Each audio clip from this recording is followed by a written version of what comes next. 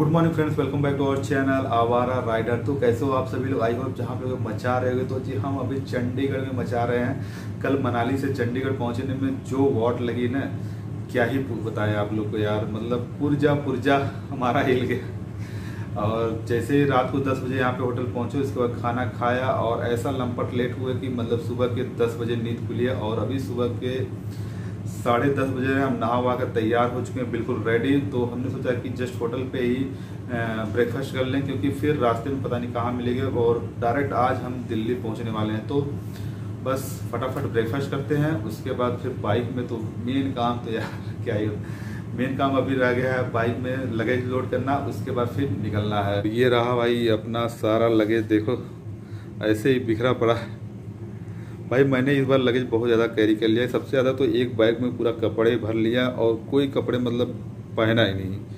2-4 T shirt जो थे वही धुल धुल कर पहना और कुछ नहीं। और इसकी हालत दिखा दूँ आपको भाई साहब, काले हो गए हैं पूरा राइडिंग जैकेट के, क्योंकि सबसे ऊपर तो यही रहता है, सब कुछ यही झेलता है।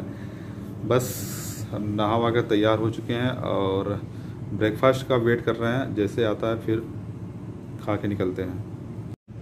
और जी नाश्ते में हमने मंगाया है आलू के पराठे, दही एंड चाय। तो चलिए फटाफट इसको ख़त्म करते हैं, क्योंकि अभी अब हमारे एक बहुत ही करीबी मित्र से मिलना है, मिस्टर मुकेश से। फिर चलना है दिल्ली के लिए। ओके जी, तो बस अब निकल रहे हैं, है ना।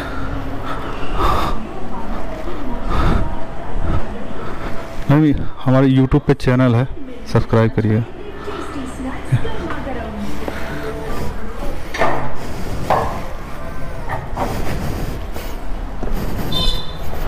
जैसा हमने लगेज सेट कर दिया था, अब निकलते हैं यहाँ से। निकलते निकलते 11:16 हो गए। अब फाइनली प्रस्थानम करते हैं। वाहेगुरु दी खालसा वाहेगुरु दी फतेह। ओके जी, तो सबसे पहले चलते हैं मिस्टर मुकेश से मिलने के लिए उनके ऑफिस मोहाली फेज 1। उसके बाद फिर निकलेंगे दिल्ली के लिए। अब भाई चंडीगढ़ आए हैं और मिस्टर मुकेश से अगर बिना मिले चले गए तो मुकेश जी अगर देख लेंगे ब्लॉग भाई ना, तो कहर ढा देगा। तो चंडीगढ़ में अगर राइड कर रहे हो तो लाइट्स का आपको खासा ख्याल रखना पड़ेगा। वाह, पहुँचते पहुँचते लाइट खुल भी गई, अच्छा हुआ। सिग्नल दिखा दे, सिग्नल। वो भी 4.6 किलोमीटर। और देखो भाई चंडीगढ़ की सड़कों का नज़ारा, मतलब लाजवाब। मुझे अगर कोई सिटी सबसे ज़्यादा पसंद आती है तो वो है जी चंडीगढ़, माय फेवरेट। और यहाँ पर मैं 2 बार विजिट कर चुका हूँ चंडीगढ़ में। एक बार आया था तो 5-6 दिन रहा था, और दूसरी बार आया था तो 3-4 दिन। तो सोच सकते हो चंडीगढ़ सिटी मेरे दिल के कितना करीब है। तो चंडीगढ़ की रोड्स की यही खासियत है भाई, यहाँ पे गंदगी का मतलब एक टुकड़ा आप नहीं पाओगे रोड्स पर, एक कागज भी नहीं। वेरी क्लीनेस्ट सिटी है यार। तो जी बस डेस्टिनेशन पर हम पहुंचने वाले हैं, नौ ग्लोबल मेडिकल बिलिंग।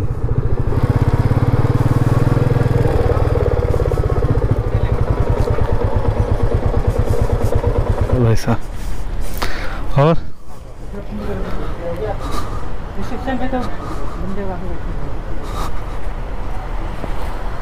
यही बैठो ना, क्या करना है। हाँ ये ओके जी, मुलाकात वगैरह हो गई। अब निकलते हैं। 12:04 हो गए। Head waste. ओके जी, इतनी सारी गायें। ये कहीं ट्रैप करने का प्लान तो नहीं है किसी का? मुझे मूवी अगर हम देखो, वो मूवी आपने देखी है, याद नहीं आ रहा है। उसमें भेड़ बकरियां ऐसे सामने आ जाती हैं और उसके बाद जैसे ही गाड़ी धीमी होती है, तर तर तर तर तर तर गोलियों की बौछार और बंदा स्वाहा। तो चलिए सबसे पहले पेट्रोल डलवा लेते हैं उसके बाद फिर निकलते हैं।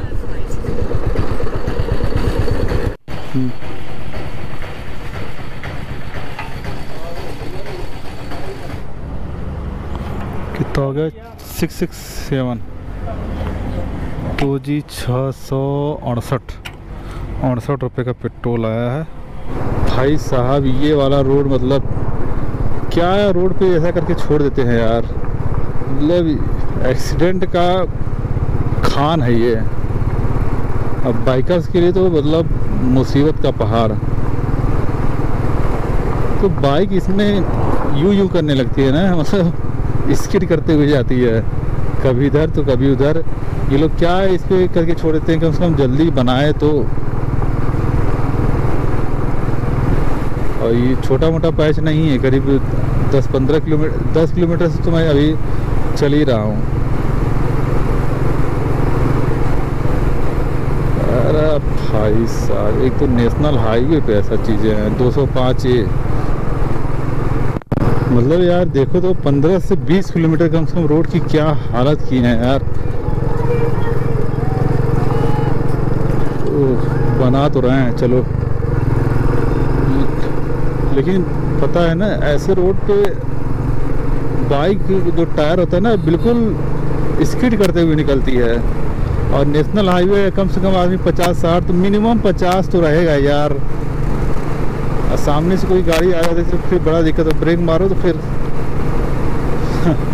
गई बाइक। ओ माय गॉड, तो यहाँ से अम्बाला के लिए लेना है लेफ्ट।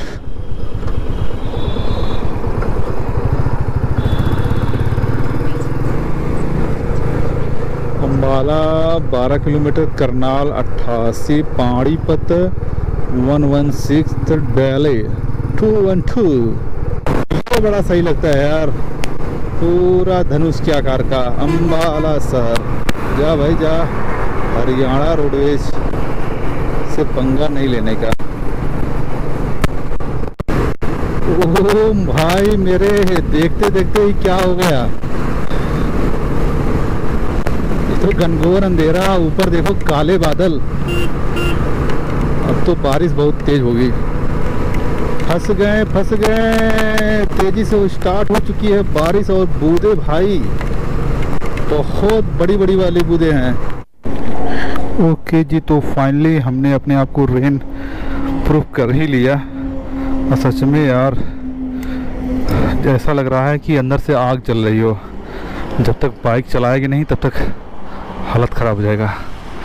यह थर्ड टाइम था जिसके लिए मुझे रुकना पड़ा, तो हमने कहा अब फाइनली पहन ही लेते हैं। बार बार रुकने से कोई मतलब नहीं है। 3 बज गए ना, 1 घंटे का टोटल लॉस हो गया। ओके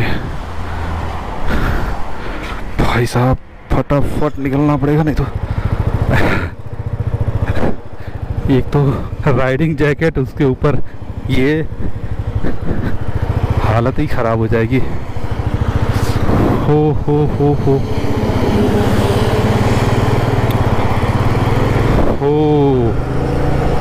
हाँ बड़ा भाई, अंदर आग लग रही है, आग।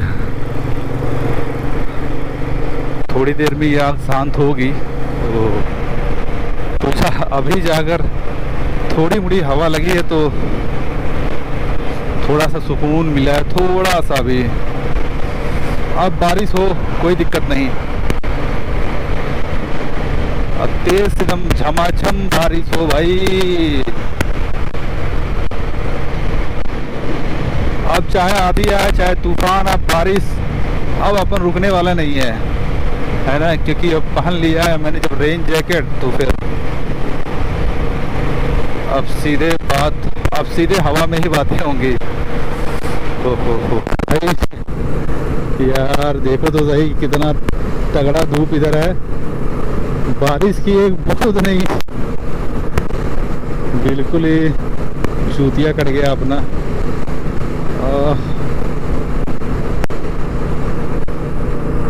गड्डी अगर 80 के नीचे जाएगी ना तो गर्मी लगेगी।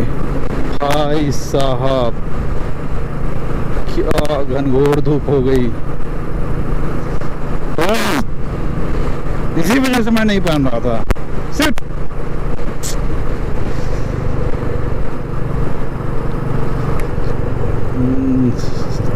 ओह माय शिटनेस,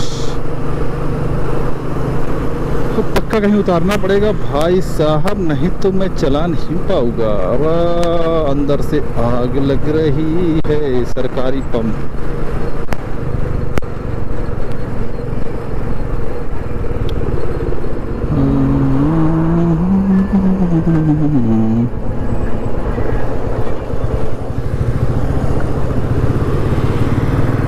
ओहो, उतारना तो पड़ेगा, कहीं न कहीं चल के उतारना पड़ेगा। मतलब मात्र 2 मिनट के अंदर ही सब कुछ खेला ऐसा हुआ है कि यहाँ कहीं बैठने लायक जगह है।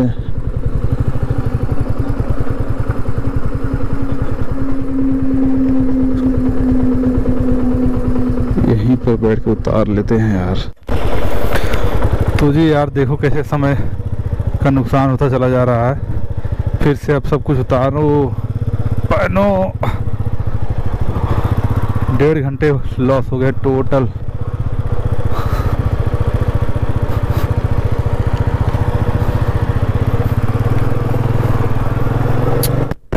भाई साहब ये तो देखो क्या ही ओवरलोडिंग किया है यार, इसकी वजह से काफ़ी सारा जाम भी लग जाएगा और एक्सीडेंट भी हो सकते हैं। ओके जी, तो पानीपत पहुंचते ही पानी बरसने लगा और बहुत ही तूफानी बारिश है। तुरंत के तुरंत कहीं शरण लेना पड़ेगा, नहीं तो हो जाएगी।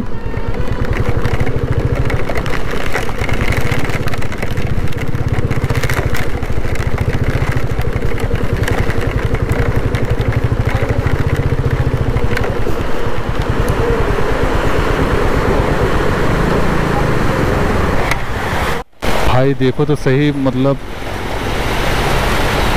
पानीपत पहुंचते ही क्या तूफानी बारिश स्टार्ट हो गई और गए आधा 1 घंटा। ओहो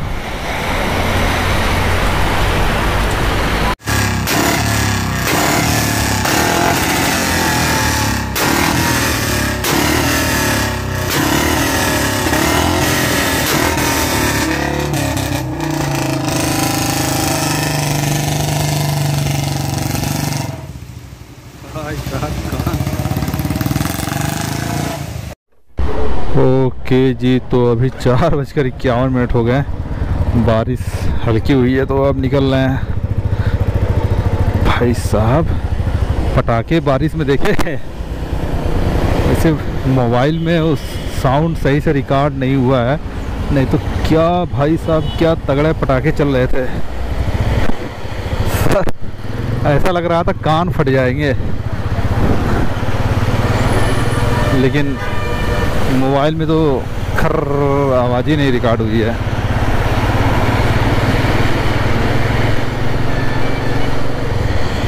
ओके, काफ़ी ढूंढने के बाद हमें मिल गया फाइनली गरम धरम ढाबा।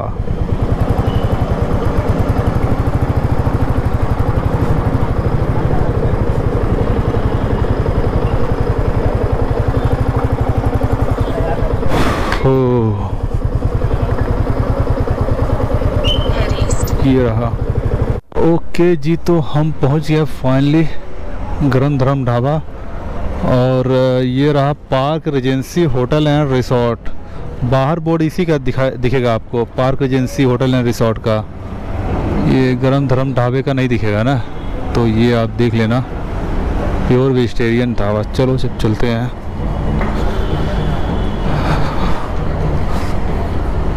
देखते हैं भाई क्या है सिस्टम। यहाँ पे सबसे पहले पान साप आपको मिल जाएगा। यहाँ पे 50 तरीके का पान होगा और इधर आपके स्वागत के लिए भाई साहब तैयार। और फाइनली हम एंटर कर रहे हैं गरम धरम ढाबे में। वाव,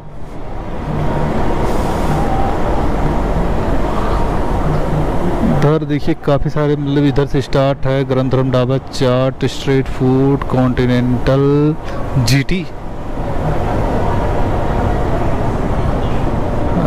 चाइनीज, तंदूर, साउथ इंडियन, चाय लस्सी। ये ट्रक कहाँ से आ गया भाई? 6 मॉकटेल। ओके अच्छा, ये देखो ये truck, please do not sit on bonnet, ये ट्रक किसी मूवी में यूज हुआ है आई थिंक। अब अगर आपको पता है तो फिर कमेंट करके बताइए। Visit again.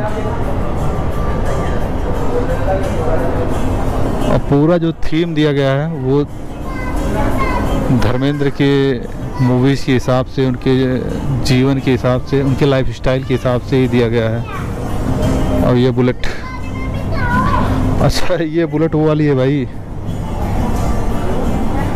जय वीरू वाली बुलेट। Okay, section closed. भाई साहब क्या थीम है ये auto. Oh my God, please do not sit on bonnet. ये जीप,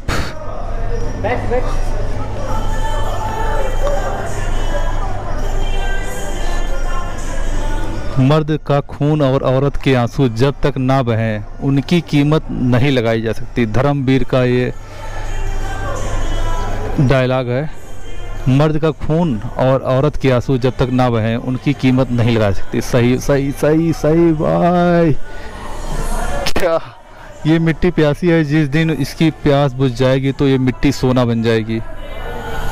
मिडिल क्लास लोगों के लिए डिस्काउंट, मिडिल क्लास लोगों के लिए होता है यमला पगला दीवाना।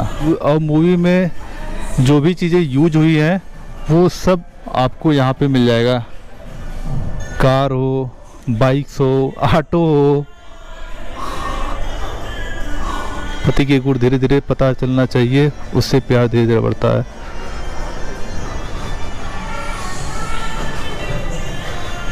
बिल्कुल इन बर्फ के रेसों की तरह ही तो है फल।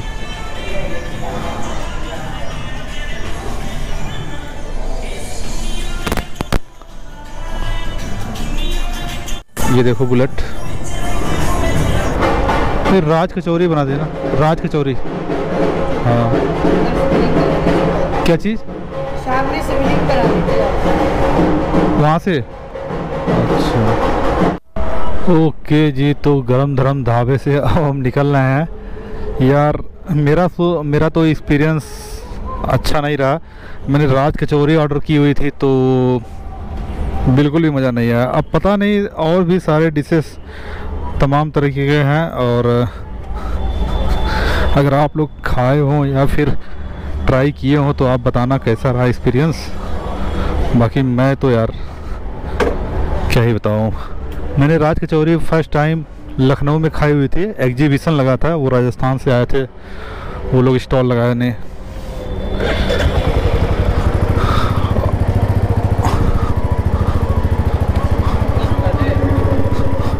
और क्या मस्त और क्या लाजवाब राज कचौरी खिलाई थी यार उसने।